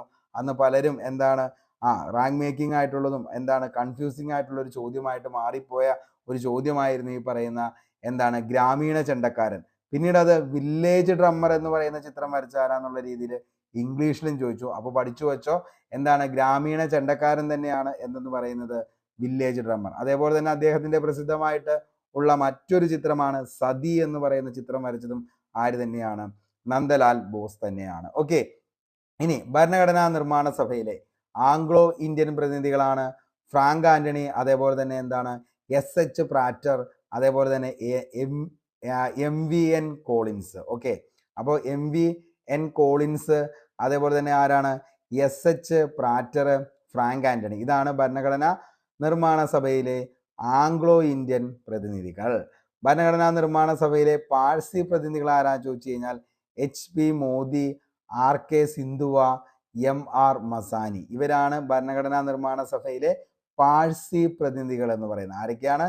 HP Modi, RK സിന്ധുവ, MR Mazini എന്ന് പറയുന്നത്, MR മസാനി. ഭരണഘടനാ നിർമ്മാണ സഭയിലെ ഗൂർഖ വിഭാഗത്തിൽ നിന്നുള്ള പ്രതിനിധിയാണ് ഡാംബർ സിംഗ് ഗുരുങ്. ഓക്കെ, അപ്പോൾ ഡാംബർ സിംഗ് ഗുരുങ് ആണ് ഭരണഘടനാ നിർമ്മാണ സഭയിലെ ഗൂർഖ വിഭാഗത്തിൽ നിന്നുള്ള പ്രതിനിധി. ഭരണഘടനാ നിർമ്മാണ സഭയിൽ അംഗമായ ഏക മുസ്ലിം വനിത ആരാന്ന് ചോദിച്ചു കഴിഞ്ഞാൽ ബീഗം ഐസ്വാസ് റസൂൽ ആണ്. ഓക്കെ, അപ്പോൾ ഭരണഘടന ഇത് ചോദിച്ച ചോദ്യമാണ്, റാങ്ക് മേക്കിംഗ് ആണ്. ഭരണഘടനാ നിയമനിർമ്മാണ സഭയിൽ അംഗമായ ഏക മുസ്ലിം വനിത ഏതാന്ന് ചോദിച്ചു കഴിഞ്ഞാൽ ബീഗം ഐസ്വാസ് റസൂൽ ആണ്. ഓക്കെ, ഇനി ഭരണഘടനാ നിർമ്മാണ സഭ ഇന്ത്യൻ നിയമനിർമ്മാണ സഭയായി മാറിയത് 1947 ഓഗസ്റ്റ് 14 അർദ്ധരാത്രിയിലാണ്. ഒരു നിയമനിർമ്മാണ സഭ എന്ന നിലയ്ക്ക് ഭരണഘടനാ നിയമനിർമ്മാണ സഭ ആദ്യമായി സമ്മേളിച്ചത് 1947 നവംബർ 17. ഈ സമ്മേളനത്തിൽ വച്ച് GV മാവുലങ്കാറിനെയാണ് സ്പീക്കറായി തിരഞ്ഞെടുത്തത്. ഇന്ത്യൻ ഭരണഘടന സ്വീകരിക്കപ്പെട്ടത് എന്നാന്ന് ചോദിച്ചു കഴിഞ്ഞാൽ 1949 നവംബർ 26 ഇന്ത്യൻ ഭരണഘടന സ്വീകരിക്കപ്പെട്ടത്. ഭരണഘടനാ നിർമ്മാണ സഭയുടെ അവസാന സമ്മേളനം നടന്നത് എന്നാന്ന് ചോദിച്ചു കഴിഞ്ഞാൽ 1950 ജനുവരി 24 ഭരണഘടനാ നിർമ്മാണ സഭയുടെ അവസാന സമ്മേളനം നടന്നത് 1950 ജനുവരി 24. ഓക്കെ, അപ്പോൾ ഇത്രയും കാര്യങ്ങൾ നമുക്കൊന്നുകൂടി നോക്കാം. അതായത് നമ്മൾ പറഞ്ഞു നിലവിൽ ഭരണഘടനാ നിയമനിർമ്മാണ സഭയിലെ മലയാളി സാന്നിധ്യം എത്രയാണ്? 17 പേരാണുള്ളത്. അതിൽ 3 പേരായിരുന്നു വനിതകൾ. അതായിരിക്കാന്ന് ചോദിച്ചാൽ ആനി മസ്കറിൻ, അമ്മു സ്വാമിനാഥൻ, ദാക്ഷായണി വേലായുധൻ. അതിൽ SC/ST വനിതയും അതേപോലെ തന്നെ ദളിത് വനിത ആരാന്ന് ചോദിച്ചു കഴിഞ്ഞാൽ ദാക്ഷായണി വേലായുധനാണ്. തിരുവിതാംകൂറിൽ നിന്നും വന്ന ആൾക്കാരായിരുന്നു ആരൊക്കെ? Pattom Thanu Pillai, R Shankar, PS Nataraja Pillai, Annie Mascarene, KA Muhammad, PT Chacko. കൊച്ചിയിൽ നിന്നാണെങ്കിൽ പനമ്പിള്ളി ഗോവിന്ദമേനോൻ. മദ്രാസ് അല്ലെങ്കിൽ മലബാറിനെ പ്രതിനിധീകരിച്ച് അമ്മു സ്വാമിനാഥൻ, ദാക്ഷായണി വേലായുധൻ, AK മേനോൻ, B പോക്കർ സാഹിബ് ബഹദൂർ, അതേപോലെ തന്നെ KTM Ahmed Ibrahim, Muhammad Ismail Sahib, P Kunhiraman, Abdul Sattar Haji, K Madhava Menon. ഇത്രയാണ് ഏത്? മദ്രാസിൽ നിന്നും. ഇനി യുണൈറ്റഡ് പ്രോവിൻസ്, അതായത് ഇന്നത്തെ ഉത്തർപ്രദേശിൽ നിന്നും ജോൺ മത്തായി. ഭരണഘടനാ നിർമ്മാണ സഭയുടെ പ്രഥമ സമ്മേളനത്തിന്റെ വേദിയായിരുന്നു പാർലമെന്റിലെ സെൻട്രൽ ഹാൾ എന്ന് പറയുന്നത്. അതൊക്കെ നമ്മൾ പറഞ്ഞതാണ്. അതേപോലെ തന്നെ എന്താണ് പ്രഥമ സമ്മേളനത്തിലെ അധ്യക്ഷൻ എന്ന് പറയുന്നത്? സച്ചിദാനന്ദ സിൻഹ, ഏറ്റവും പ്രായം കൂടിയ വ്യക്തി. അതേപോലെ നമ്മൾ പറഞ്ഞു എന്താണ് നിലവിൽ ഈ പറയുന്ന എന്താണ് നമ്മുടെ ഭരണഘടനാ നിയമനിർമ്മാണ സഭയുടെ സെക്രട്ടറി എന്ന് പറയുന്നത് HV അയ്യങ്കാർ ആണ്. അതേപോലെ തന്നെ ആദ്യമായി അഭിസംബോധന ചെയ്ത് JB കൃപലാനി. ഭരണഘടനയുടെ നക്കൽ അല്ലെങ്കിൽ ഡ്രാഫ്റ്റ് തയ്യാറാക്കിയതാണ് BN റാവു. അതേപോലെ നിയമോപദേശകനും BN റാവു ആണ്. അന്താരാഷ്ട്ര നീതിന്യായ കോടതിയിൽ നാമനിർദ്ദേശം ചെയ്യപ്പെട്ട ആദ്യ ഇന്ത്യക്കാരൻ BN റാവു ആണ്. അതേപോലെ തന്നെ എന്താണ് മ്യാൻമാറിന്റെ ഭരണഘടനാ നിർമ്മാണ സഭയിൽ ഉപദേശകനായിരുന്നതും BN റാവു തന്നെയാണ്. ഓക്കെ, ഇനി നമ്മൾ പറഞ്ഞു അതായത് ഭരണഘടനാ നിർമ്മാണ സഭയിലെ ഭരണഘടനാ ചീഫ് ഡ്രാഫ്റ്റ്മാൻ ആരെന്ന് പറയുന്നത് SN മുഖർജി. ആരാണ് ഭരണഘടന എഴുതി തയ്യാറാക്കിയതെന്ന് ചോദിച്ചാൽ പ്രേം ബിഹാരി നരേൻ റെയ്സ. ഇംഗ്ലീഷ് ഹിന്ദി ഭാഷകളിൽ പാർലമെന്റിൽ ഇപ്പോഴും എന്ത് സൂക്ഷിക്കുന്നുണ്ട്? ഹീലിയം നിറച്ച പ്രത്യേക പെട്ടിയിൽ ഈ പറയുന്ന ഇംഗ്ലീഷിന്റെയും ഹിന്ദിന്റെയും അസൽ പതിപ്പ് ഇപ്പോഴും പാർലമെന്റ് ലൈബ്രറിയിൽ സൂക്ഷിക്കുന്നുണ്ട്. ഇന്ത്യൻ ഭരണഘടന ഹിന്ദി കൈയെഴുത്ത് തയ്യാറാക്കിയത് വസന്ത കൃഷ്ണ വൈദ്യയാണ്. ആമുഖം Jawaharlal Nehru. Cover page layout Nandalal Bose. അദ്ദേഹത്തിന്റെ പ്രസിദ്ധമായ 2 ചിത്രങ്ങളാണ് ഏത്? ഗ്രാമീണ ചണ്ടക്കാരനും അതേപോലെ തന്നെ സതി എന്ന് പറയുന്നതും. ഓക്കെ, ഇനി നമ്മൾ പറഞ്ഞു ഭരണഘടനാ നിർമ്മാണ സഭയിൽ അംഗമായ ഏക മുസ്ലിം വനിതയാണ് ബീഗം ഐസാസ് റസൂൽ എന്ന് പറയുന്നത്. നിയമനിർമ്മാണ സഭയായി മാറിയത് 47 ഓഗസ്റ്റ് 14 അർദ്ധരാത്രിയിൽ. നിർമ്മാണ സഭ ആദ്യമായി സമ്മേളിച്ചത് 47 നവംബർ 17. ആദ്യത്തെ സ്പീക്കറായിരുന്നു GV മാവുലങ്കാർ എന്ന് പറയുന്നത്. ഭരണഘടന സ്വീകരിക്കപ്പെട്ടത് 49 നവംബർ 26. ഭരണഘടനാ നിർമ്മാണ സഭയുടെ അവസാന സമ്മേളനം 50 ജനുവരി 24. ഇനി ഭരണഘടനാ നിർമ്മാണ സഭ അംഗീകരിച്ച ദിനങ്ങൾ ഒത്തിരി ഇമ്പോർട്ടൻ്റ് ആണ്. ദേശീയ പതാകയെ അംഗീകരിച്ചത് 1947 ജൂലൈ 22 ദേശീയ പതാകയെ ഭരണഘടനാ നിയമനിർമ്മാണ സഭ അംഗീകരിച്ചത്. ദേശീയ പതാക 47 ജൂലൈ 22. ദേശീയ ഗാനം 1950 ജനുവരി 24. ദേശീയ ഗീതം 50 ജനുവരി 24. ദേശീയ മുദ്രയാണെങ്കിലോ 50 ജനുവരി 26. ഓക്കെ, അപ്പോൾ ഇത്രയും കാര്യങ്ങൾ ഓർത്തു വെച്ചോ. വെരി വെരി ഇമ്പോർട്ടൻ്റ് ആണ്. ഓക്കെ, അടുത്തത് നമുക്ക് പഠിക്കാനുള്ളത് ഭരണഘടനാ നിർമ്മാണ സഭയിലെ അംഗങ്ങൾ ഭരണഘടനയിൽ ഒപ്പുവെച്ചത് 50 ജനുവരി 24. ഒപ്പുവെച്ച അംഗങ്ങൾ 284. അതേപോലെ തന്നെ നിലവിൽ വന്നത് 50 ജനുവരി 26. ഇന്ത്യ റിപ്പബ്ലിക് ആയത് എന്നാണ് എന്ന് ചോദിച്ചു കഴിഞ്ഞാൽ 1950 ജനുവരി 26. ദേശീയ നിയമദിനമായി ആഘോഷിക്കുന്നത് വെരി വെരി ഇമ്പോർട്ടൻ്റ്, ഒത്തിരി തവണ ചോദിച്ചിട്ടുണ്ട്, അത് നവംബർ 26 ആണ്. ഭരണഘടനാ ദിനമായി ആഘോഷിക്കുന്നതും നവംബർ 26 ആണ്. എന്നാണ് റിപ്പബ്ലിക് ദിനമായി ആചരിക്കുന്നത്? അത് ജനുവരി 26. 1929 ഡിസംബർ 31 അർദ്ധരാത്രിയിൽ ലാഹോർ കോൺഗ്രസ് സമ്മേളനത്തിൽ പാസാക്കിയ പൂർണ്ണ സ്വരാജ് തീരുമാനത്തെ തുടർന്നാണ് 1930 ജനുവരി 26 ഇന്ത്യയുടെ 1ാം സ്വാതന്ത്ര്യ ദിനമായി ആഘോഷിച്ചത്. ഇതിന്റെ ഓർമ്മയ്ക്കായാണ് ജനുവരി 26 റിപ്പബ്ലിക് ദിനമായിട്ട് ആചരിക്കുന്നത്. ഓക്കെ, അപ്പോൾ 1929 ഡിസംബർ 31 അർദ്ധരാത്രി ലാഹോർ കോൺഗ്രസ് സമ്മേളനത്തിൽ പാസാക്കിയ പൂർണ്ണ സ്വരാജ് തീരുമാനത്തെ തുടർന്ന് 30 ജനുവരി 26 ഇന്ത്യയുടെ 1ാം സ്വാതന്ത്ര്യ ദിനമായി ആഘോഷിച്ചു. ഇതിന്റെ ഓർമ്മയ്ക്കാണ് ജനുവരി 26 റിപ്പബ്ലിക് ദിനമായി തിരഞ്ഞെടുക്കപ്പെട്ടത്. ഇനി ഭരണഘടന തയ്യാറാക്കാനെടുത്ത സമയം എത്രയാണെന്നുള്ളത് ഒത്തിരി തവണ ചോദിച്ചതാണ്. അത് 2 വർഷം 11 മാസം 18 ദിവസം. PSCയുടെ ഉത്തരപ്രകാരം ഇപ്പോഴും എന്താണ് 2 വർഷം 11 മാസം 17 ദിവസം തന്നെയാണ് എന്ത് ചെയ്തുകൊണ്ടിരിക്കുന്നത്, PSC ഉത്തരമായിട്ട് കൊടുക്കുന്നത്. അപ്പോൾ ഇത് ഏതെങ്കിലും ഒരെണ്ണം ഉണ്ടെങ്കിൽ എന്ത് ചെയ്യുക, രണ്ടും തന്നു കഴിഞ്ഞാൽ എന്താണ് നിലവിൽ ആ ക്വസ്റ്റ്യൻ ക്യാൻസൽ ആവും. പക്ഷേ എന്താണ് മിക്കപ്പോഴും ചോദിക്കാറുള്ളത് ഇതാണ് ആൻസർ ആയിട്ട് വരാറുള്ളത്. 2 വർഷം 11 മാസം 17 ദിവസം. ഇന്ത്യൻ ഭരണഘടനാ നിർമ്മാണത്തിന് ചെലവായ തുക എത്രയാണെന്ന് ചോദിച്ചു കഴിഞ്ഞാൽ 64 ലക്ഷം രൂപയാണ്. അപ്പോൾ ഇന്ത്യൻ ഭരണഘടന നിർമ്മാണത്തിന് ചെലവായത് എത്ര ലക്ഷം രൂപയാണെന്ന് ചോദിച്ചു കഴിഞ്ഞാൽ 64 ലക്ഷം രൂപയാണ് ഇന്ത്യയുടെ ഭരണഘടന തയ്യാറാക്കുന്നതിന് വേണ്ടി ചെലവായ തുക എന്ന് പറയുന്നത്. മൊത്തം 11 സെക്ഷനുകളായി ഭരണഘടനാ നിർമ്മാണ സഭ സമ്മേളിച്ചപ്പോൾ ആകെ ദിവസങ്ങളുടെ എണ്ണം 165 ആണ്. അപ്പോൾ മൊത്തം 11 സെക്ഷനുകളായി ഭരണഘടനാ നിയമനിർമ്മാണ സഭ സമ്മേളിച്ചു. അങ്ങനെ ആകെ ദിവസങ്ങൾ 165. ഇതിൽ 114 ദിവസവും ഭരണഘടന ഡ്രാഫ്റ്റ് തയ്യാറാക്കാനാണ് വിനിയോഗിച്ചത്. പൗരത്വം, ഇലക്ഷൻ, പ്രൊവിഷണൽ പാർലമെന്റ് എന്നിങ്ങനെയുള്ള വ്യവസ്ഥകൾ അടങ്ങുന്ന ഭരണഘടനയിലെ അനുച്ഛേദങ്ങളായ 5, 6, 7, 8, 9, 60, 324, 366, 367, 379, 380, 391, 392, 393, 94 എന്നിവ 1949 നവംബർ 26 തന്നെ നിലവിൽ വന്നു. അപ്പോൾ ഏതൊക്കെ ആർട്ടിക്കിളാണ് നിലവിൽ വന്നത് എന്ന് ചോദിച്ചു കഴിഞ്ഞാൽ ഏതൊക്കെയാണ്? 5, 6, 7, 8, 9, 60, 324, 366, 367, 379, 380, 391, 392, 393, 394 എന്നിവയാണ് 1949 നവംബർ 26 നിലവിൽ വന്നത്.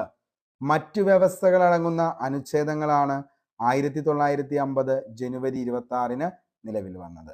ഭരണഘടന നിലവിൽ വന്ന സമയത്തുണ്ടായിരുന്നത് എത്ര അനുച്ഛേദങ്ങൾ? മോസ്റ്റ്ലി റിപ്പീറ്റഡ് ആണ് മക്കളെ. ഇത് തെറ്റുപോയി കഴിഞ്ഞാൽ നമുക്ക് ഈ പറയുന്ന ഈ ഒരു എക്സാം തന്നെ എഴുതിയിട്ട് കാര്യമില്ല. അപ്പോൾ ഭരണഘടന നിലവിൽ വന്ന സമയത്ത് എത്ര ആർട്ടിക്കിൾ, അല്ലെങ്കിൽ ആദ്യം തന്നെ പഠിച്ചു വച്ചോ, അനുച്ഛേദം എന്ന് പറയുന്നതാണ് എന്തെന്ന് പറയുന്നത്, ആർട്ടിക്കിൾ എന്ന് പറയുന്നത്. അനുച്ഛേദം ആർട്ടിക്കിള്, പട്ടികകൾ എന്ന് പറയുന്നതാണ് ഷെഡ്യൂള്, ഭാഗങ്ങൾ എന്ന് പറയുന്നതാണ് പാർട്ട്. ഓക്കെ, അപ്പോൾ ആദ്യം ഇത്രയും കാര്യം ഒന്ന് നോക്കിക്കോ. ആർട്ടിക്കിൾ ആണ് അനുച്ഛേദം, പട്ടികകൾ എന്ന് പറയുന്നത് ഷെഡ്യൂളാണ്, ഭാഗം എന്ന് പറയുന്നത് പാർട്ടാണ്. അതിൽ 395 അനുച്ഛേദങ്ങളാണ് എന്ത് ചെയ്തത്, ഭരണഘടന നിലവിൽ വന്നപ്പോൾ ഉണ്ടായിരുന്നത്. 395 അനുച്ഛേദങ്ങൾ, 8 പട്ടികകൾ, 22 ഭാഗങ്ങൾ. ഓക്കെ, അപ്പോൾ ഇത്രയാണ് എന്ത് ഭരണഘടന നിലവിൽ വന്നപ്പോൾ ഉണ്ടായിരുന്നത്. എന്നാൽ ഇന്ന് നിലവിൽ എത്രയാണ് എന്ന് ചോദിച്ചു കഴിഞ്ഞാൽ 470ഓളം എന്തുണ്ട്, അനുച്ഛേദങ്ങളുണ്ട്. 12 പട്ടികകളാണ് ഇന്ന് നിലവിലുള്ളത്. 25 ഭാഗങ്ങളാണ് ഇന്ന് ഭരണഘടനയിൽ പരാമർശിക്കുന്നത്. ഓക്കെ, അപ്പോൾ ഇത്രയും കാര്യങ്ങൾ ഓർത്തു വെച്ചോ. ബേസ് ചോദ്യങ്ങളാണ്. ഭരണഘടന നിലവിൽ വന്ന സമയത്തുണ്ടായിരുന്ന അനുച്ഛേദം 395, ഷെഡ്യൂള് 8, പാർട്ട് 22. ഇന്ന് 470 അനുച്ഛേദം, 12 പട്ടിക, 25 പാർട്ട്. ഇന്ത്യൻ ഭരണഘടന വിഭാവനം ചെയ്തിരിക്കുന്നത് പാർലമെന്ററി ജനാധിപത്യ സമ്പ്രദായമാണ്. ജനങ്ങൾ തെരഞ്ഞെടുത്ത പ്രതിനിധികളിലൂടെ ഭരണം നടത്തുന്ന സമ്പ്രദായമാണ് പാർലമെന്ററി ഭരണ സമ്പ്രദായം എന്ന് പറയുന്നത്. ജനങ്ങൾ നേരിട്ട് ഭരണത്തലവനെ തിരഞ്ഞെടുക്കുന്ന സംവിധാനമാണ്. പ്രസിഡൻഷ്യൽ സമ്പ്രദായം നിലവിലുള്ള രാജ്യങ്ങളാണ് അമേരിക്കൻ ഐക്യനാടുകളും അതേപോലെ തന്നെ ഫ്രാൻസും. ഓക്കെ, ഇനി ഇന്ത്യൻ ഭരണഘടനയുടെ സവിശേഷതകൾ എന്തൊക്കെയാണ് എന്ന് ചോദിച്ചു കഴിഞ്ഞാൽ എന്താണ്? ലിഖിത ഭരണഘടനയാണ് ഇന്ത്യയുടെ ഭരണഘടന എന്ന് പറയുന്നത്. എഴുതപ്പെട്ടിട്ടുള്ളതിൽ വച്ച് ഏറ്റവും വലുതും ബൃഹത്തായ ഭരണഘടനയുള്ള രാജ്യം ഏതാണെന്ന് ചോദിച്ചാൽ അതിൻ്റെ ഉത്തരം ഏതാണ്? ഇന്ത്യൻ കോൺസ്റ്റിറ്റ്യൂഷൻ ആണ്, അല്ലെങ്കിൽ ഇന്ത്യയാണ്.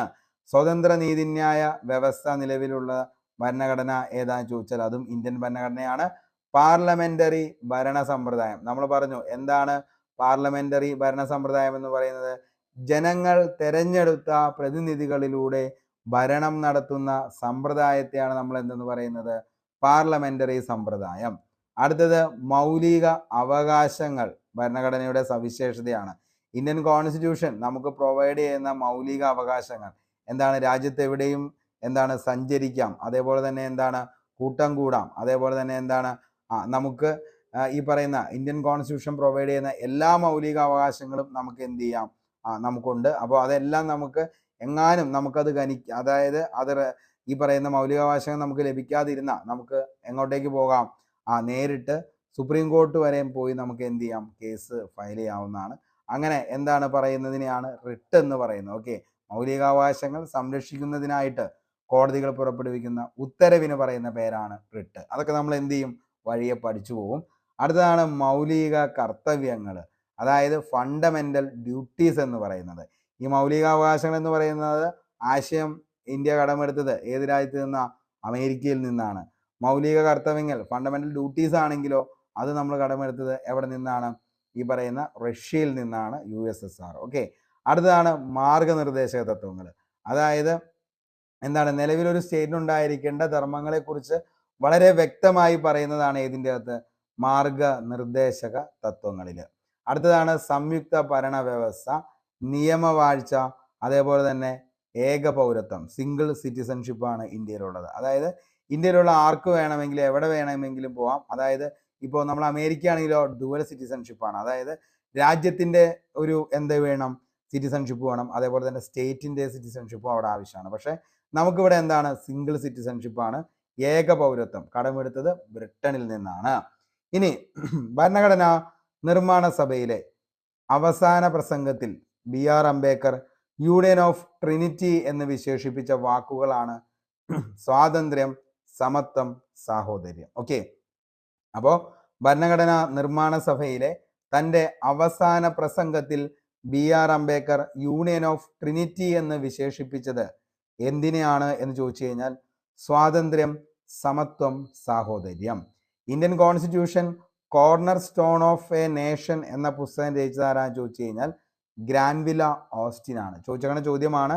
Indian constitution corner stone of A nation എന്ന പുസ്തകം രചിച്ചത് ആരാണ് എന്ന് ചോദിച്ചാൽ മക്കളെ അത് ഗ്രാൻവില ഓസ്റ്റിൻ ആണ്. Indian constitution corner stone of A nation എന്ന പുസ്തകം രചിച്ചത് ഗ്രാൻവില ഓസ്റ്റിൻ ആണ്. ഓക്കെ, അടുത്തത് നമുക്ക് പഠിക്കാനുള്ളത് എന്താണ്? റിപ്പബ്ലിക് എന്നതിനെ കുറിച്ചാണ്. ജനങ്ങൾ നേരിട്ടോ അല്ലാതെയോ തിരഞ്ഞെടുക്കപ്പെടുന്ന വ്യക്തി ഭരണത്തലവനായിട്ടുള്ള രാജ്യത്തെ പറയുന്ന പേരാണ് റിപ്പബ്ലിക് എന്ന്. ഓക്കെ, അപ്പോൾ ജനങ്ങൾ നേരിട്ടോ അല്ലാതെയോ തിരഞ്ഞെടുക്കപ്പെടുന്ന വ്യക്തി ഭരണത്തലവനായുള്ള രാജ്യത്തെ പറയുന്ന പേരാണ് റിപ്പബ്ലിക്. റിപ്പബ്ലിക് എന്ന ആശയം ഇന്ത്യ കടമെടുത്തത് ഏത് രാജ്യത്ത് നിന്നാണ് ചോദിച്ചിട്ടുണ്ട്? ഫ്രാൻസിൽ നിന്നാണ് റിപ്പബ്ലിക് എന്ന ആശയം ഇന്ത്യ കടമെടുത്തത്. ഇന്ത്യക്ക് ഒരു റിപ്പബ്ലിക് ആണെന്ന് പ്രസ്താവിക്കുന്ന ഭരണഘടനാ ഭാഗമാണ് ആമുഖം. അപ്പോൾ ഇന്ത്യ ഒരു റിപ്പബ്ലിക് ആണെന്ന് പ്രസ്താവിക്കുന്ന ഭരണഘടനയുടെ ഭാഗമാണ് ആമുഖം. ഇന്ത്യ ഔദ്യോഗികമായി അറിയപ്പെടുന്നത് റിപ്പബ്ലിക് ഓഫ് ഇന്ത്യ എന്നാണ്. ഒരിക്കൽ LGS ലെവലിലും LDC ലെവലിലും ഈ ഒരു ചോദ്യം ചോദിച്ചിട്ടുണ്ട്. താഴെ പറഞ്ഞവയിൽ ഇന്ത്യ ഔദ്യോഗികമായി അറിയപ്പെടുന്നത് എങ്ങനെയാണെന്നുള്ളത്. അത് റിപ്പബ്ലിക് ഓഫ് ഇന്ത്യ എന്ന പേരിലാണ്. റിപ്പബ്ലിക് ദിന പരേഡ് നടക്കുന്ന വീതിക്ക് പറയുന്ന പേരാണ് കർത്തവ്യപഥ്. ഓക്കെ, അപ്പോൾ കർത്തവ്യപഥ് എന്താണ്? റിപ്പബ്ലിക് ദിന പരേഡ് നടക്കുന്ന വീതി അറിയപ്പെടുന്നതാണ്. റിപ്പബ്ലിക് ദിനത്തിൽ ഡൽഹിയിലെ ചെങ്കോട്ടയിൽ ദേശീയ പതാക ഉയർത്തുന്നത് ആരാന്ന് ചോദിച്ചു കഴിഞ്ഞാൽ അത് രാഷ്ട്രപതിയാണ് ദേശീയ പതാക ഉയർത്തുന്നത്. ഗ്രാമീണ റിപ്പബ്ലിക്കുകളുടെ കൂട്ടം എന്നറിയപ്പെടുന്ന ഇന്ത്യൻ സംസ്ഥാനം ഏതാണ് എന്ന് ചോദിച്ചു കഴിഞ്ഞാൽ അത് നാഗാലാൻഡ് ആണ്. ഗ്രാമീണ റിപ്പബ്ലിക്കുകളുടെ കൂട്ടം എന്നറിയപ്പെടുന്ന ഇന്ത്യൻ സംസ്ഥാനമാണ് ഏത്? നാഗാലാൻഡ്. ലോകത്തിലെ ഏറ്റവും പഴയ റിപ്പബ്ലിക്കാണ് ഏതെന്ന് പറയുന്നത്? San Marino. അപ്പോൾ സാൻ മരീനോ ആണ് ലോകത്തിലെ ഏറ്റവും പഴയ റിപ്പബ്ലിക്, സാൻ മരീനോ. ലോകത്തിലെ ഏറ്റവും ചെറിയ റിപ്പബ്ലിക് ഏതാണെന്ന് ചോദിച്ചു കഴിഞ്ഞാൽ അത് നൗറു ആണ്. ഓക്കെ, അപ്പോൾ ലോകത്തിലെ ഏറ്റവും പഴയ റിപ്പബ്ലിക് ആണ് സാൻ മരീനോ. ലോകത്തിലെ ഏറ്റവും ചെറിയ റിപ്പബ്ലിക് ആണ് നൗറു. രാജാവിലെ ജനങ്ങൾ തിരഞ്ഞെടുക്കുന്ന ലോകത്തിലെ ഏക രാഷ്ട്രം. അപ്പോൾ രാജാവിനെ ജനങ്ങൾ തിരഞ്ഞെടുക്കുന്ന ലോകത്തിലെ ഏക രാഷ്ട്രം ഏതാണെന്ന് ചോദിച്ചു കഴിഞ്ഞാൽ അതാണ് മലേഷ്യ. റിപ്പബ്ലിക് എന്ന കൃതിയുടെ രചയിതാവ് ഒത്തിരി തവണ PSC ചോദിച്ചേക്കണെയാണ്. റിപ്പബ്ലിക് എന്ന കൃതി ആരുടെയാണ്? പ്ലേറ്റോന്റെ കൃതിയാണ് റിപ്പബ്ലിക്. വളരെ പരിമിതമായ കയറ്റുമതിയെ മാത്രം ആശ്രയിച്ചുള്ള സമ്പദ്ഘടനയുള്ളതും രാഷ്ട്രീയമായി അസ്ഥിരവുമായ രാജ്യങ്ങളെ വിശേഷിപ്പിക്കുന്ന പദമാണ് ബനാന റിപ്പബ്ലിക്. അപ്പോൾ എന്താണ് ബനാന റിപ്പബ്ലിക് എന്ന് ചോദിച്ചു കഴിഞ്ഞാൽ വളരെ പരിമിതമായ കയറ്റുമതിയെ മാത്രം ആശ്രയിച്ചുള്ള സമ്പദ്ഘടന ഉള്ളതും രാഷ്ട്രീയമായി അസ്ഥിരവുമായ രാജ്യങ്ങളെയാണ് എന്തെന്ന് വിളിപ്പിക്കുന്നത്? ബനാന റിപ്പബ്ലിക് എന്ന് വിശേഷിപ്പിക്കുന്നത്. ബനാന റിപ്പബ്ലിക് എന്ന പദം ആദ്യമായി രൂപപ്പെടുത്തിയത് ആരാന്ന് ചോദിച്ചു കഴിഞ്ഞാൽ O. ഹെൻറി ആണ്. ബനാന റിപ്പബ്ലിക് എന്ന പദം ആദ്യമായി രൂപപ്പെടുത്തിയത് O. ഹെൻറി ആണ്. ഓക്കെ, അപ്പോൾ റിപ്പബ്ലിക് എന്ന കൃതിയുടെ രചയിതാവ് പ്ലേറ്റോ ആണ്. രാജാവിനെ ജനങ്ങൾ തിരഞ്ഞെടുക്കുന്ന ലോകത്തിലെ ഏകരാഷ്ട്രം മലേഷ്യയാണ്. ലോകത്തിലെ ഏറ്റവും ചെറിയ റിപ്പബ്ലിക് നൗറു ആണ്. പഴയ റിപ്പബ്ലിക് ലോകത്തിലെ ഏറ്റവും പഴയത് സാൻ മരീനോ. ഗ്രാമീണ റിപ്പബ്ലിക്കുകളുടെ കൂട്ടം എന്നറിയപ്പെടുന്നത് നാഗാലാൻഡ് ആണ്. റിപ്പബ്ലിക് ദിനത്തിൽ ഡൽഹിയിലെ ചെങ്കോട്ടയിൽ ദേശീയ പതാക ഉയർത്തുന്നത് രാഷ്ട്രപതിയാണ്. റിപ്പബ്ലിക് ദിന പരേഡ് നടക്കുന്ന വീതിയാണ് കർത്തവ്യപഥ്. ഇന്ത്യ ഔദ്യോഗികമായി അറിയപ്പെടുന്നത് റിപ്പബ്ലിക് ഓഫ് ഇന്ത്യ എന്നാണ്. ഇന്ത്യക്ക് ഒരു റിപ്പബ്ലിക് ആണെന്ന് പ്രസ്താവിക്കുന്ന ഭരണഘടനാ ഭാഗമാണ് ആമുഖം എന്ന് പറയുന്നത്. ജനങ്ങൾ നേരിട്ടോ അല്ലാതെയോ തിരഞ്ഞെടുക്കപ്പെടുന്ന വ്യക്തി ഭരണത്തലവനായിട്ടുള്ള രാജ്യത്തെ പറയുന്ന പേരാണ് റിപ്പബ്ലിക്. റിപ്പബ്ലിക് എന്ന ആശയം ഇന്ത്യ കടമെടുത്തത് ഏത് രാജ്യത്ത് നിന്നാണ് ചോദിച്ചു കഴിഞ്ഞാൽ ഫ്രാൻസിൽ നിന്നാണ്. അങ്ങനെയാണെങ്കിൽ മക്കളെ, മാർഗനിർദ്ദേശക തത്വങ്ങൾ എന്ന് പറയുന്ന ആശയം ഇന്ത്യ കടമെടുത്തത് ഏത് രാജ്യത്ത് നിന്നാണെന്നുള്ളത് താഴെ കമന്റ് ബോക്സിൽ രേഖപ്പെടുത്തുക. അപ്പോൾ ഇത്രയും കാര്യങ്ങളാണ് നമ്മുടെ ഇന്നത്തെ ക്ലാസ്സിൽ നമ്മൾ ബേസ് ആയിട്ട് പഠിച്ചത്. അപ്പോൾ കോൺസ്റ്റിറ്റ്യൂവന്റ് അസംബ്ലി എന്താണെന്നുള്ളതും എന്നാണ് ഇത് രൂപീകൃതമായെന്നുള്ളതും ആദ്യത്തെ യോഗം ചേർന്ന എന്താണുള്ളതും സ്ഥിരം അധ്യക്ഷനായിട്ട് ആര് വന്നു, താൽക്കാലിക അധ്യക്ഷനായിട്ട് ആര് വന്നു, അതേപോലെ തന്നെ എന്താണ് നിലവിൽ ഇതിൻ്റെ അകത്ത് എത്ര പേരാണ് ആകെ പങ്കെടുത്തത്, അതേപോലെ വിഭജനത്തിന് ശേഷം എത്ര പേർ വന്നു, എത്ര പേരായിരുന്നു യുണൈറ്റഡ് പ്രൊവിൻസസിൽ നിന്ന്, എത്ര പേരായിരുന്നു മലബാറിൽ നിന്ന്, എത്ര പേരായിരുന്നു തിരുവിതാംകൂറിൽ നിന്ന്, അങ്ങനെ ഓരോന്നും നമ്മൾ പഠിച്ച് സെറ്റാക്കി. അപ്പോൾ ഇത്രയും കാര്യങ്ങളാണ് ഇന്നത്തെ ക്ലാസ്സിൽ നമ്മൾ പറയാനായിട്ട് ഉദ്ദേശിച്ചത്. അപ്പോൾ എല്ലാവരും ക്ലാസ് കണ്ടതിന് ശേഷം നേരെ ടെലഗ്രാമിലേക്ക് പോരെ. അവിടെ ഇതിൻ്റെ PDF നോട്ട് അവൈലബിൾ ആയിരിക്കും. അപ്പോൾ എന്ത് ചെയ്യുക, ക്ലാസ് കാണുക, നോട്ട് വായിക്കുക. കൃത്യം 9 മണിക്ക് ക്വസ്റ്റ്യൻ ബോൾ ഉണ്ടാവും. അതിൽ കൂടി എന്ത് ചെയ്യുക, അറ്റൻഡ് ചെയ്യുക. കറക്റ്റായിട്ട് നിങ്ങൾ റിവിഷൻ ചെയ്ത് നിങ്ങൾ പോവുകയാണെങ്കിൽ തീർച്ചയായിട്ടും നിങ്ങൾക്ക് നല്ലൊരു റാങ്കിലേക്ക് എത്താനായിട്ട് പറ്റും. അപ്പോൾ എല്ലാവർക്കും നല്ലത് മാത്രം വരട്ടെ എന്ന് ആത്മാർത്ഥമായി സർവേശ്വരനോട് പ്രാർത്ഥിച്ച് ഇന്നത്തെ ക്ലാസ് ഇവിടെ അവസാനിപ്പിക്കുകയാണ്. അപ്പോൾ എല്ലാവർക്കും നന്ദി. പുതിയൊരു വീഡിയോയുമായി നമുക്ക് വീണ്ടും കണ്ടുമുട്ടാം. അതുവരത്തേക്കും short break. Signing off, Arun Kombanadan. Thank U.